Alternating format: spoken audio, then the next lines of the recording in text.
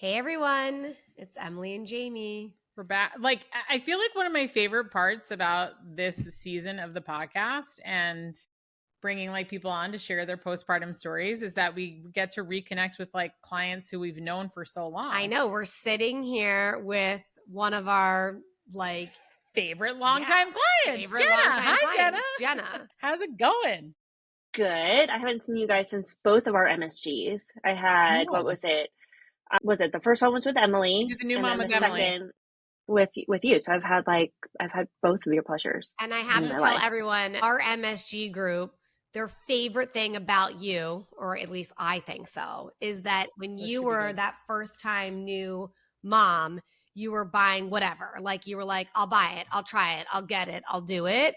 So she was reviewing all the things. Reviewing. So you would literally say to our group, "Oh, I have a product for that," or "I'm going to drop you a link," and they were all like, "Who is this woman? She is incredible." Or you'd be like, "I got that. Don't do it. Don't do it. Don't get it. Don't waste your money on it." To the point where I was like, I feel like we should hire you to curate people's registries. But that's I would do that in a heartbeat. I would love to do that. I just gave away pretty much everything to a friend of a friend or something like that.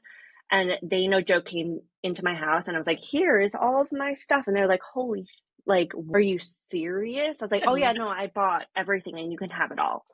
And they so I think I just made someone's whole day. But oh my gosh, someone has to benefit from it at least. Totally. I feel like with our group, because we were just talking about this before we hit record, is that you did the veteran group with me. Our group met, how long did we end up meeting for? I feel like we ended up meeting for like almost a year, didn't we? It was it pretty much extended like an entire other session for us. The length of a pregnancy. Literally. Yeah. We either did one or two extra sessions. I thought we had done two. Anyway, but I feel like one of the things that I know about you and remember most vividly about you and the groups too is that like you were always so honest and real and raw about how you were feeling. And that's actually like having somebody like that in the groups really just like sets the stage for people to feel more comfortable about what they're sharing too. Which I think is I think that's so important. That's what this was all about. I still talk to both of the groups. They're in my pinned conversations on my phone. Emily, ours is so active still to this day. I think almost everyone except for two has their second baby. There are two on the way. Like, it's crazy how active everyone still is. The other one, I just was writing them all last night. In like all their toddlers are a little bit older than mine. And asking him advice about us putting Jack into his kid bed a little too early and like what to do about it. So like these put that two on the groups are like board, I think, and we need to. I know I might, but they're like seriously like two wonderful lifelines. So like I'm forever grateful for you guys, and you don't know it, but you two are like my closest friends. It's my parasocial relationship with everybody. I love it. Feeling is mutual. We already started to allude to just a little bit about like your background demographic, but can you just tell us a little bit more about you and your family?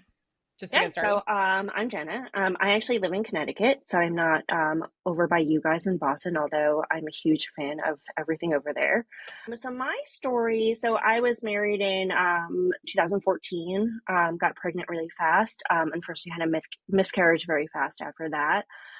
Followed by that was a really lengthy ordeal that included some stuck matter, an AVM, 3 DNCs. It pretty much all resolved about a month before my actual due date, but that's probably another podcast. Yeah. Wow. Ended up going to a specialist, confirmed PCOS, did rounds of medicated, time trying, IUIs, and then went for full IVF pretty shortly after that. Again, probably another podcast. Yeah. But honestly, after that, what happened was that I just needed a break. I put my body through so much. Within like blood work, hormones, medications, I have a fear of needles. So like blood work every few days and like going through the retrieval stim cycle was like complete horror for me. So we just took a break. And I told my husband that like I wasn't ready for it. I needed to kind of like get back to normal. And that was like and over what period of time did that happen, Jenna? That was like 2018. So that was like 4 years, I think, between being pregnant and like being like, I can't do this anymore for a minute. Yep. It felt like forever. And actually, when I was thinking back on this in preparation for this conversation, I thought it was like 10 years, but it really wasn't. I'm sure. But it felt like forever. It's like dog years. It was. But, we talked about it and, I wasn't getting any younger. I'm 41. now. And, at that point, we knew that, we didn't want to get too far along or too old in this. We're both no spring chickens. And we're like, what? I was sort of debating whether or not I even wanted kids for a minute, but I knew that I was going to regret it if I didn't. I knew that there was still like this glimmer of, I knew I always wanted kids. I put myself through so much in order to try to have kids that I was just scared of it.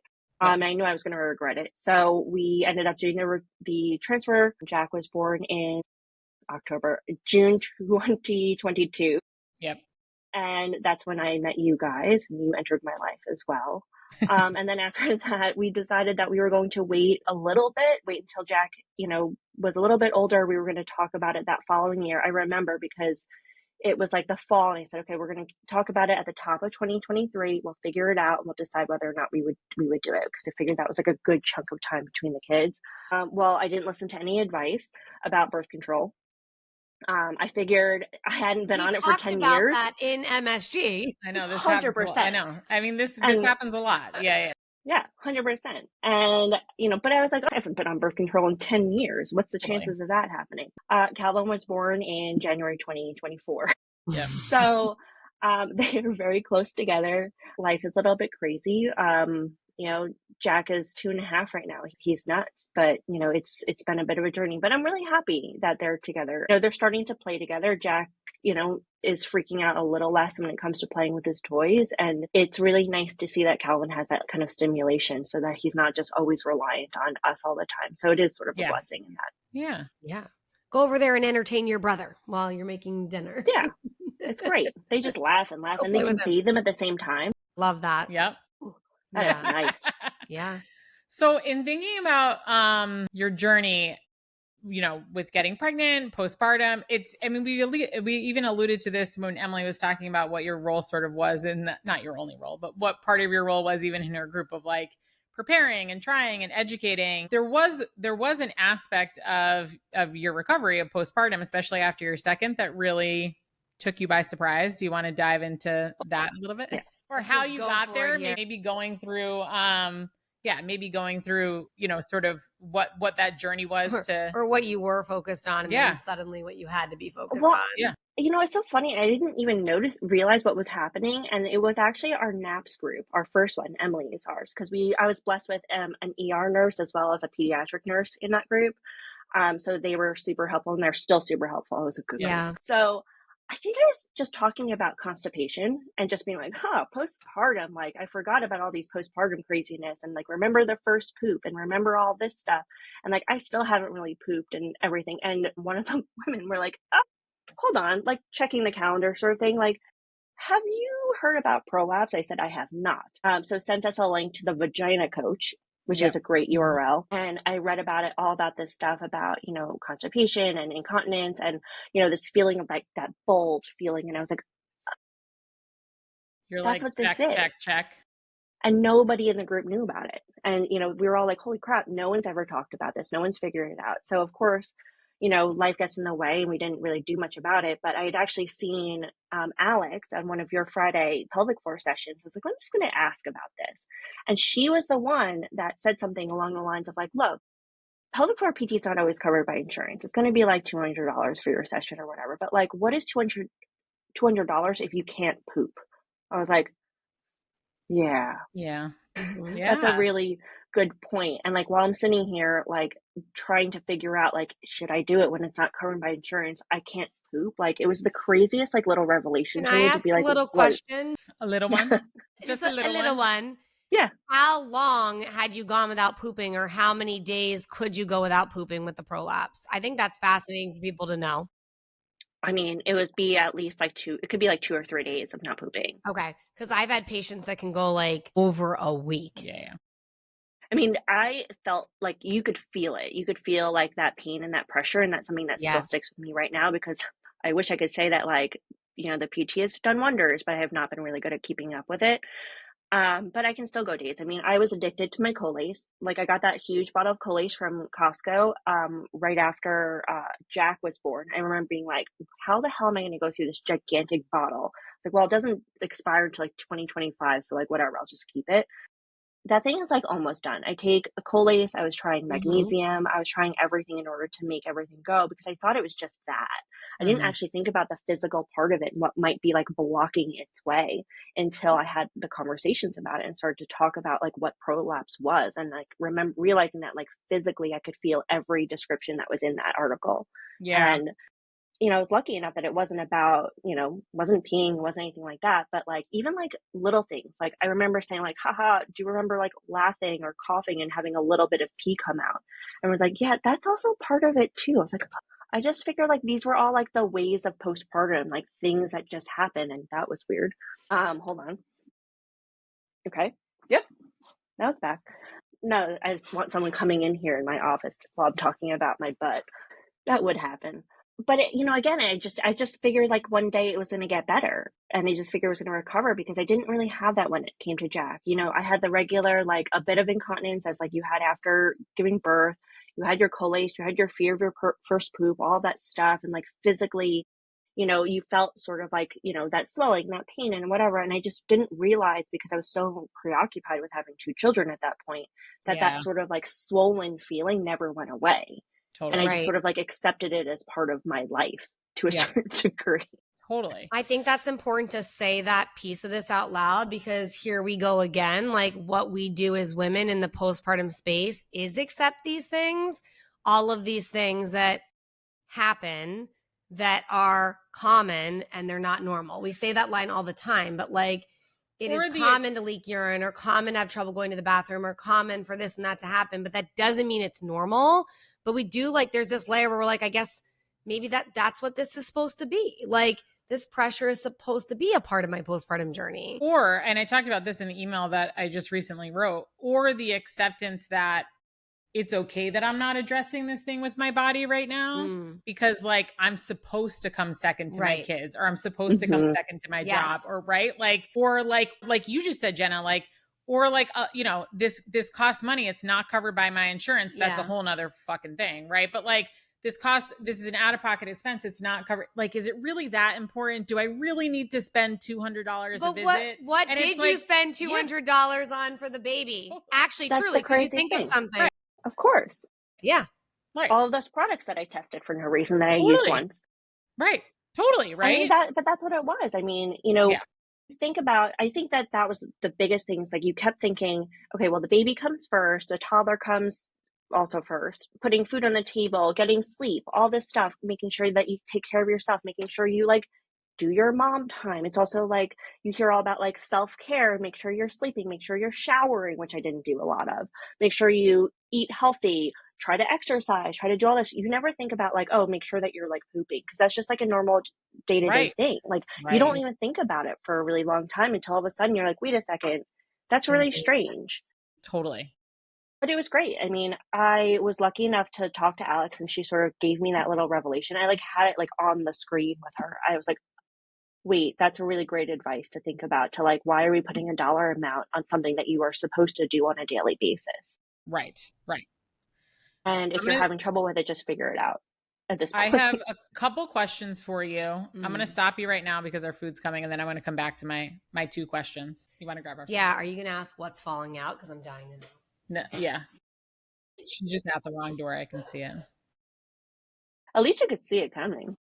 I know. Tom is the guy who edits our podcast. Hi, Tom. Hi, Tom. You're with us. Yep, Tom. I hope you're enjoying this conversation. Our man, Get Tom. ready. I hadn't even actually thought about the shit that he probably hears with the things that he edits. Actually, Tom, I'm going to have you on the podcast just to talk about that. He's going to be like telling all of his female friends, like, did you know about prolapse? I didn't know about that. Did you know that things can fall out of your vagina? No, I just wanted it to come inside. All right, we're good. And we're back. Okay. I have a couple questions. I feel like we should start with what is your like actual diagnosis, like from your pelvic floor PT, and can you sort of like describe it in your own words, like how you understand it? So you'd mentioned it. It's the one with the R, the rectus, whatever. Rectocele. The rectocele. It is that sort of like posterior prolapse. I don't remember the degree that she had mentioned that it was. Yep. But it wasn't so severe that she didn't think that it was going to be fixed with some exercising. I will say though, and this may be, I'm just going to kind of like veer a little bit, because the exam and sort of that initial one was something that was like a big question mark to me. When I had done a little bit of outreach on the local Facebook groups in my town, I was like, hey, does anybody know pelvic floor PT? And one woman who I don't know very well wrote me, she's like, hey, I just want to let you know that I found that it was really intrusive and it was not worth it. And I would rather have done yoga or whatever. And I was like, intrusive, that's strange. So I did little Google to figure it out. And, there was a preparation to know, okay, like there is the option to have them sort of like use their hand to feel around your pelvic floor and figure it out. And I'm glad that I prepared myself a little bit, because it wasn't something that, well, one, it wouldn't have been something that bothered me. I mean, I'm not really like one to, I guess maybe when you have a bunch of kids, you don't really care as much about that when it comes to like your Right. health. But I'm glad that I looked at it, because it was something that I could see someone getting really thrown off, being like, wait, you want to go up there and like feel around and see what it was. But the appointment was wonderful. So I actually I do just think want it was to really worth clarify it. that too, because we've talked about this on the podcast before with Alex and other PTs who we have on the podcast.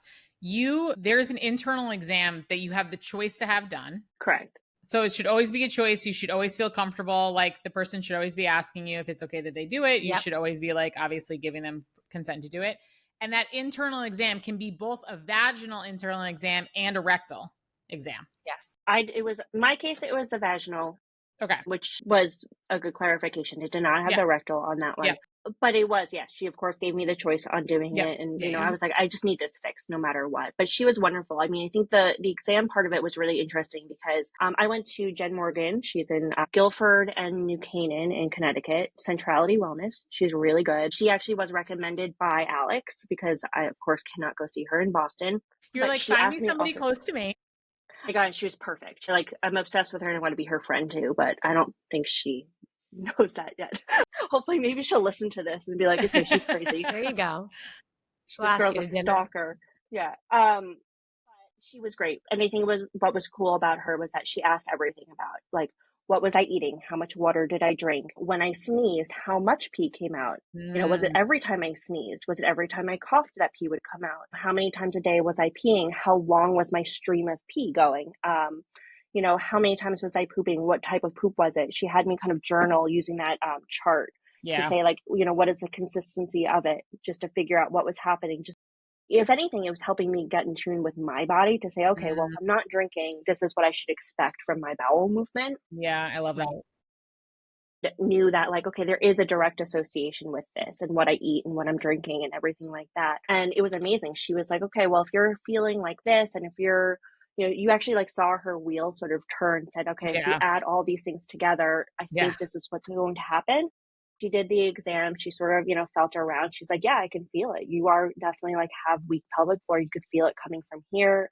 And, gave me this like great list of exercises, which I did for a short spell. And you did see the improvement. It was great. I think that the water intake, all these little things that like, you don't think about. You don't think about like, oh, I'm drinking plenty of water, but like, are you drinking water? Are you drinking it just because like you're walking by? I mean, I think drinking water is like the strangest thing that has dropped as far as priorities go for being a mother. Yeah. She'll be like, hey, I have 2 children climbing all over me. My water bottle is all the way over there in the kitchen. Well, I guess I'm not drinking water for another 20 minutes. 1:00 and I would get like shaky and like a little balmy and I'd be like, I've only had coffee today. Oh my gosh. And it's the worst. So like being able to talk to someone who's like, you need to take care of yourself. She was like, first of all, pee and drink water. Like, stop holding it in. It's not going to help anything. But it was really like life-changing. And it was sort of a, my OB, I told them about it. They're like, here, just go see a PT. They didn't really talk to me about it. They, they were like, oh, it's common. Just go to a PT and you'll figure it out or whatever. And they're great. This is not to knock my OB, but this is just not something that they were prepared to have the conversation about. So if it wasn't for Jen and for the conversation I had and the frankness about things like pooping and all this other stuff that people don't like to talk about, I wouldn't know that this was a whole area that of kind of women's health that needs to be explored. I mean, thank God for her, really. Yeah. And that is so impacted by pregnancy and delivery, right? Because you had said it sounded like, and I'm curious to hear the evolution of this, like it sounded like maybe you had some symptoms after Calvin. Yeah. I mean, definitely a little bit of, like a little bit of like the peeing, when you laugh and the peeing when you cough and like that weakness. And that was the one thing that she had mentioned to me. She said, well, you never really had a chance to recover. So like getting that strength back, you essentially just like compounded any weakness that you had from your first pregnancy. You never recovered from it. You had a second one, and that just added to the weakness that you had from that. And like pressure. And the pressure. Yeah. I want to talk about the pressure at some point because I can relate to it. It's incredible. Can I just slide in something, no pun intended, about the exam? Slide in. The most ridiculous. I know. We really need video with this podcast. I'm showing my fingers sliding into view because I want to just very quickly add in about this exam piece of things. If you are listening to this and you think that there's pressure down there, or you're leaking or something is off, if you can work yourself to a place where you trust your provider and you can let them do that exam, I want to point out that it usually is just one gloved finger with lubrication in the vagina, and then obviously in the bum, especially if you're having like this rectal prolapse or this rectocele here. And while that might sound uncomfortable, first of all, it's not the same as when you get a speculum exam, right? Like when you go in for your pap smear. There is no speculum. Right. So like, but what hurts about that is we put something in the vagina, we slide in the speculum, and it's when we open it. Yeah. And that's stretching the muscles out. This is a tiny finger sliding in that can provide so much information about what is going on in there, like what is falling forward, and feeling those muscles to determine what exercises you can be doing. It gives them this really valuable information. And then it's amazing, right? Because you can be given exercises based on what they feel that really work. Like the muscles down there of the bladder, the bum, they're incredibly trainable, which is fascinating too. Yeah. So I would encourage you, like, I'm so glad that woman had said to you, it feels intrusive because people don't know what they're walking into. But if you can work yourself to like that type of exam, it gives such great information. That's all I wanted to like point out. And again, sliding in of like the one finger in the glove with lubrication, very, very gentle. Looking and feeling a little bit. Muscles. It was a little bit of like, can you clench? And she wanted to feel like what the strength was too. I forgot about that. Here, like hold it for a few seconds as long as you can, release just to feel a little bit of that. But really it was super short. It didn't feel, strange at all because she was like very quick to say, okay, this is what's going on. And it was, and like you said, it's just like a very quick thing to figure it all out. So much information can be found in a short amount of time. Yeah. One thing, you feel like your butt's falling out, right? And you go in and that woman touched what you were feeling and was like, yes, Jenna, you're right. I feel what you feel. And it's this moment where you're like, that's validating. You're like, thank God, because I thought. And it's not normal. Like I'm feeling what you're feeling and it's not normal and we can fix it. And we can fix it. And I think that was what was really important. This is not something that you have to live with. I mean, now, like I said, that was a while ago and I have not held up my exercises as much as I really wish I could say. So I still have that pressure and it's actually probably a bit worse. Which is terrible. You were saying like, it is this pressure, like for me, it is sort of that posterior one. So for me, it really affects sort of my bowel movements. You feel it. I can only explain, I was trying to explain this to my husband because he does not understand like what this whole ordeal is. Yeah. And I was trying to explain that it almost feels like you have to poop at all times, but you cannot poop. So right now I have a bit of it. And because I walked up a bunch of escalator stairs, which you shouldn't do with prolapse. I just am awful. So it feels like I have the pressure to poop. Like there's poop pushing up onto my rectum, but it's not that. Like I know my kind of timing. I know that this is probably not the time of day where I would really have to poop, but also I don't know that because I can also go to the bathroom in a minute and it could be surprised. It decides that that's the moment that it wants to, because you just don't know. It's like this constant pressure. Sometimes it feels painful. Sometimes it just feels like you have like a lump underneath your butt where like you need to just get up. Like I have to like shift around. I have to not do it. When I go to bed, I'm sleeping on my side, which is horrifying as a back sleeper because it helps feel like it's moving over. And that's actually one thing that I think Alex had mentioned to me, that like early on, she's like, put your feet up, move your back. Like it's so simple that like you can actually feel that like bulge move with gravity if you just relieve yourself. Like, so I can sit on the floor with my feet up and all of a sudden get a little bit of relief for the night if I've had a tough day on it. And like, it seems such common sense. You're like, oh, gravity, duh.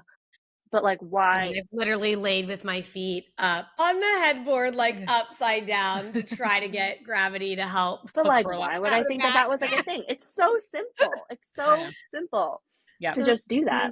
Yeah. One of the other things that I wanted to come back to is you said when you first saw your pelvic floor PT in Connecticut, she had said, like you said, you don't remember like, you know, what degree she had given it, but that she said we could fix this with exercise. I actually recently talked to a client who, you know, had gone through like some pelvic floor physical therapy. It was a degree that they weren't able to fix with exercise, and she did actually need to have surgery. So I also just wanted to point, like, did the pelvic floor PT talk about like if exercises didn't work, that what the like next option would be? She did, but for mine, it didn't seem like that was going to be the case. You know, I don't know. I know some people that have actually had it. I don't know what their stories were and why it was so extreme. You know, I'm actually kind of curious to know, like, if I went back now, she would have that same standpoint. But I mean, granted, I haven't done a lot of the exercises in the past few months. So, you know, it's probably just that, if anything. Right. You know, I would like to opt to not have any any additional surgery. So for me, like my personal choice is to try to do everything I can to do this. I mean, besides having my 2 babies and whatnot, I gotten actually my tubes removed. What is that? 2 months ago? 3 months ago? No, probably 3 or 4 months ago or something. So like I'm good. Like I don't need anything else like going on for a while. Like I'd like to like take a break as far as like being put under and all that stuff. Yeah.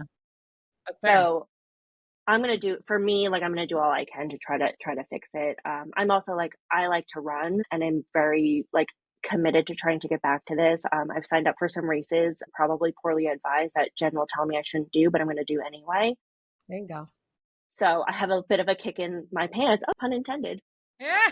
To like get going, because I don't want to start running, because that was the one thing that they warned. If you are sort of physically active, that it will make it worse. Again, common sense, but if your feet are pounding on the ground, that bulge is going to start dropping and hitting down as well.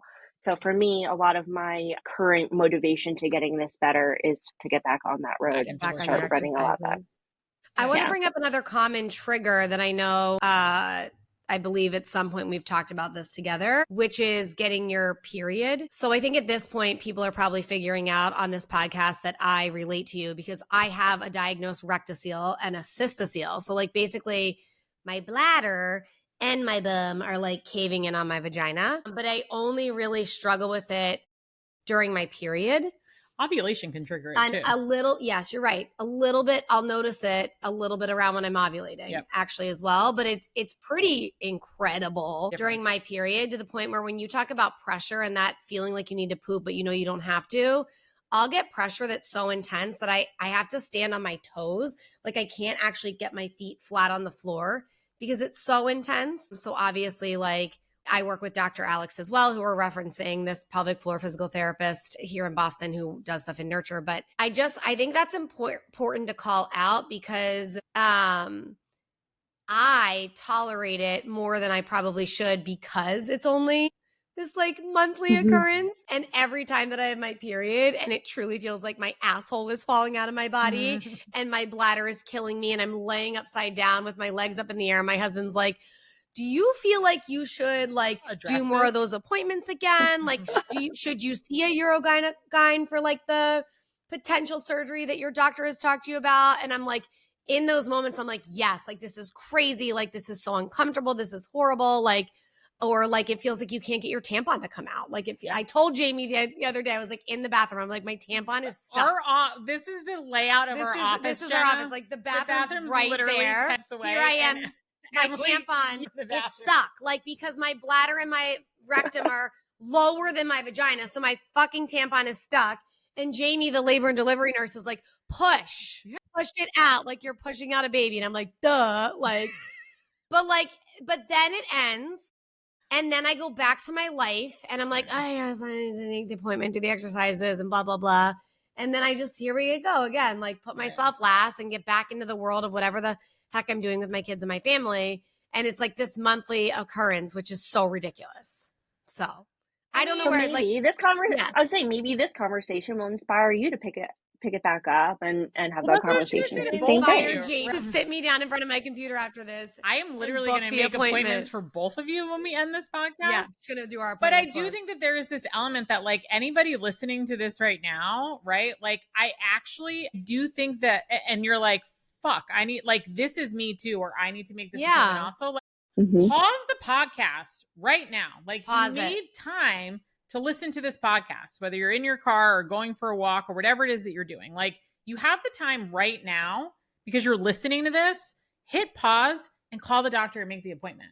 Yes. Well, a lot of these appointments you can make online if this is a provider that you've already seen. You know what I mean? If you don't know how to find a provider, you can email us or DM us. Nurture by Naps is our account, or hello@Nurture by Naps. You all know how to find us, right? And we'll put it in the show notes. There's a great platform, a national platform where you can actually, the Pelvic Guru, language words. You can put in your zip code and it will help you find one. But we will help you find the provider. Yeah. And I will recommend, and this is not to knock a lot of these online sort of coaches and the Instagram things. Like, I recommend going into talking to somebody. Like, I have looked at some of those programs and sort of seen what they work. So I was like, oh, if I just revitalize the exercises again, then I'll be better. But they're not going to give you the attention that you need. They're not going to know exactly what's going on. And they're going to probably try to steal all of your money in order to get every specific program that you need for your whatever it is. So go to the doctor, because whatever you're going to spend on that sort of online training from your Instagram, whatever, that's true. It's better served if you just use someone in person. So this is my apology to Jen for not calling her and making that appointment, because I do need to do it instead of just trying to figure it out on my own, because really working on that friendship there, Jenna. I know. Whatever, I'm name dropping her left and right. I know. I appreciate but there's just certain exercises that need to be done based on what they feel. Totally. And you referenced going to the doctor. Yeah. I want to just clarify, a doctor of pelvic floor physical therapy, because I am a provider in this space and saw my OBGYN doctor who told me I looked normal down there. And I was like, really? Because it doesn't feel like that. And Dr. Alex DeGrotto was like, oh, hun, it's, things are falling out. And do we want to say other things can fall out too? Your cervix, your uterus. It might not be your bladder or your bum. It could just actually be. It's just it's a pelvic organ prolapse. It could be a pelvic prolapse or a rectal prolapse or a bladder prolapse. And even if you're unsure of it, to whoever's listening, if you are comfortable with your body and you can feel it, you can feel the degrees of it. And on a bad day, when I have a bad day, it's it's bad. And you can feel it, and I'm just waiting for the next day for it to recover, because it is physically just uncomfortable in every way, you know? So if it's that obvious where you're I'm wiping myself and feeling that there's something funky going on, that's probably a good sign. Yep. Mm-hmm. Yeah. I mean, that's again, it's seems so simple, but again, it was just for me, it was the constant reminders to say hey, what you're accepting that might be just okay is not normal, and you should fix it. And I think that's sort of the biggest thing. So, when you guys were, when I said talk about prolapse, that was, I'm very open, as you both know, and I'm more than happy to kind of share this knowledge, because I feel people don't talk about it. People don't talk about a lot of these things. And, if someone just gave me a little bit of a heads up that maybe I could have fixed this sooner. Yeah. Yeah. Totally. I mean, that's why I agree while I was pregnant too. Right. I mean, I appreciate you coming on and talking about it, Jenna. And I know for a fact that there will be people listening to this that that this will resonate for them, either as thank God it wasn't just me, and maybe I haven't been able to talk to this about somebody else, right? But creating that connection, and or providing people insight into wait a second, I am a little bit of that aha moment, when your group text sent you the article or the Instagram page, and you were like, oh shit, check, this is me. I have pressure. I leaking urine. I'm not going to the bathroom. Totally. Yeah. So I think one, I want to say thank you for just being so open and honest and coming on and talking about it.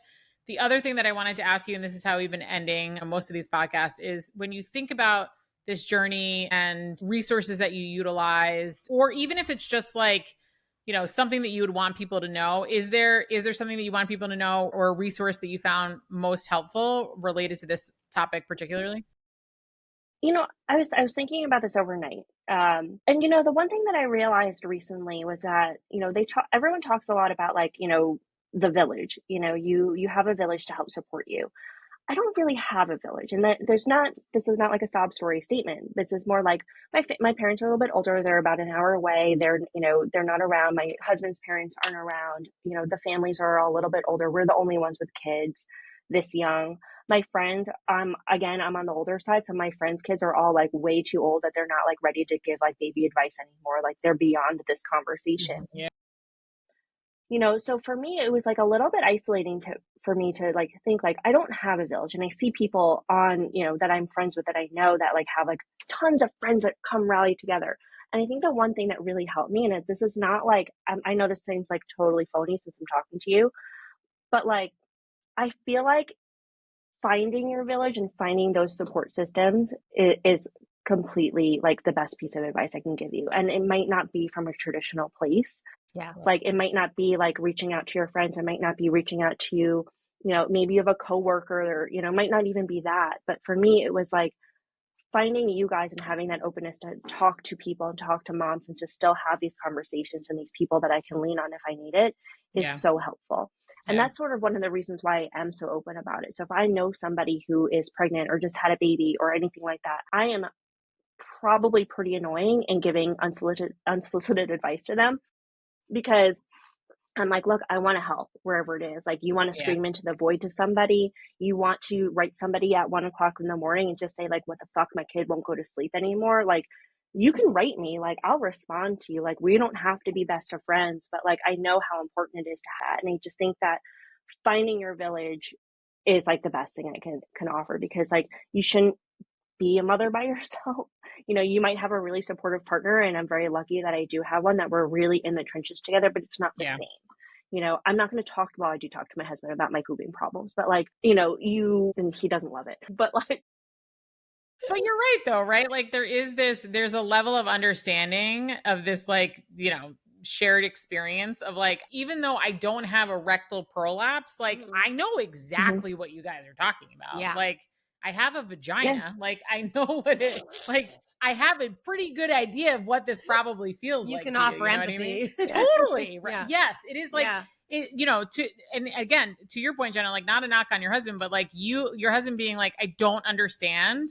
Like, I need you to explain it to me. And there's still going to be some women who might say that, right? But like when you have had kids, when you have experienced some of these things, there is this element of like, yeah, like I haven't experienced that, but like I could understand how like that could happen, or like why that would be uncomfortable, you know?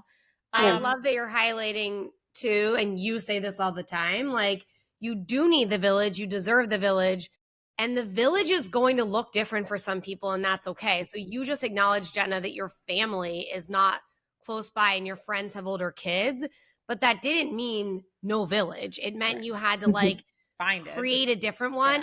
And that sometimes means paying for parts of your village. That might be paying for the pelvic floor physical therapist, or you're a Nurture by Naps member, or whatever. Like it may be, maybe you're outsourcing food during the time, but you still deserve it, and it's okay for it to look different. The one thing that I'll say too, and I'm curious if this resonates with you, Jenna, is like, I think some people think about like this idea of the village and like not like you said, like this isn't a sob story, right? Like not having that village, needing to go out and find it. Like it wasn't like the quote unquote traditional village of like living near your parents or it being your neighbors coming over with the casserole, right? But isn't there an element of like being able to choose your village that like feels really awesome and empowering? Like it's not just the one that was handed to you because of the community that you live in, or that your parents don't work anymore and they're nearby. Like that may or may not be helpful, right? But like the one that you intentionally choose is one that you know for a fact is helpful because you chose it, right? Oh my God. And like, again, this feels like like you are not paying me to say these things for your podcast, I swear. But that's what it was, though. I mean, like, I had you guys and I had a number of other like sleep training or baby sort of gurus on my Instagram that I was following. All of them, they will remain nameless. But there was something that was really refreshing about your tone of voice. This like sort of like, we don't give a fuck. We're going to curse about having kids. We're going to be a little bit more blunt about it. And I was like, I think this is my lane. Like, this is the one. So like, I don't really follow any of the other ones anymore because like, that didn't work for me, like, serve you. so it didn't serve, and it wasn't giving me it was probably very similar advice. I mean, a lot of the advice is very similar as far as like, here's your sleep training plan, blah, blah, blah, whatever. Yeah. But like, for me, I needed someone that was talking to me in a way that I want to be spoken to, and the way that I want to have that conversation. And again, like, that's sort of why, like, I was willing to talk about my butt on a podcast, because it's like, you need to find that sort of lane in those people who are giving that voice that like works for you. Like, my parents are great. My mom is great. She raised three girls, like, whatever. She's not, this again, she's very helpful in her own ways, but like, parenting has changed. And, I would rather have blunt conversations about it. I'd rather try to ask that way. My sister has 2 kids. Her parenting style is very different than mine. We do give each other advice, but it's still different, so it's nice to sort of have different viewpoints. And again, I have 9 women who are actually texting right now, or earlier while I've been on here, who we now talk to. We're all sort of like-minded people. And I think that you guys have brought together sort of those like-minded people. I haven't found anybody in these groups that aren't a little bit similar, because again, they're looking for that no nonsense advice. They're looking to be able to say like, fuck this is terrible sometimes. How do you help me? Right. Yeah. Totally. Or not even help, just have the ability to be connected with people who aren't going to make you feel bad about saying like, fuck this, it's fucking hard. Yeah, and they're like, just going to listen and be like, yeah, it's totally. a hard night. Right. That was a really challenging day. Right. I get it. Yeah. Get it. Yeah. And that's what I needed. That's actually what I did today. I woke up at 6 o'clock in the morning. I said, last night was a really hard night with my toddler. And they're like, man, that really sucks. Like, sorry. Like, I've been there. We just went through this, or I just did that. And like, that's all I needed. Yep. And it helped. While I was Yep. sitting there, like, still trying to wake up so I can come to work, I was like, well, thank you, so-and-so, and all these people that have just dealt with it. Like, you do. Then that's my village. My village are ones that came through you. And it's funny, my husband doesn't even know who these people are. He was always like, I always like refer to him as like my like Boston mom text threads, or like, whatever it is. And he's like, oh, I don't know who you're talking about, but cool. We get Christmas cards from people. He's like, who is this? I was like, don't worry. That's awesome, Jenna. That's so That makes me awesome. so I happy. love that group. Yeah. So amazing. But again, that's my village. Yeah. I love that. Well, thank you so much for coming on and sharing. No, thank you, Jenna. Thank you, guys. I just like seeing your faces. You want to do it again next week, same time? Sure. We talk about some other it stuff. sounds like you have plenty of other topics that we could cover. We could do a series, a Jenna I'm series. more than happy to talk about whatever you guys ever need me to talk about, whether it's products, IVF, butt problems, being an old mother, working mom. Working mom's fun. That's a weird one. Yeah. So if you ever need it, I'm more than happy. I'll do anything for you guys. Oh, thanks, Jenna. We'll do anything for you too. Let us know about that toddler sleep stuff that's going on. We can help you out with that too. Yeah, okay? Don't. Oh, here's my other advice. On the nurture board, but it was in Instagram. It was on a moment from an Ask a Nurse post. I better. Yeah. I got to find it. We'll fix it. Here's my other piece of advice. Don't move your kid into a big kid bed too early. Yeah, no, just don't do it. Don't do it. The signs. Jenna, how did that even happen? I know. I misread the signs. I know. I misread the signs. I'm a crib to college person. Come on. I mean, he showed so many signs of like wanting it, and like he's been obsessed with being a big boy because of the baby. Eloise he sees us compare. Not. Totally. He's like, oh, baby, I'm a big boy. Calvin's a baby, and we just sort of was really embracing that role in your crib. You're big boy in your big boy crib. In your big boy crib. Now he's a big boy that is in a big boy bed. He doesn't sleep, and it's awesome. All right, we better set up a call. Yeah, we're gonna fix that for you, my friend. Thank you, guys. All right, thank you so much, Jenna. Thanks, Jenna. Talk to you soon. Bye. Hang on, it just needs to upload. Yeah.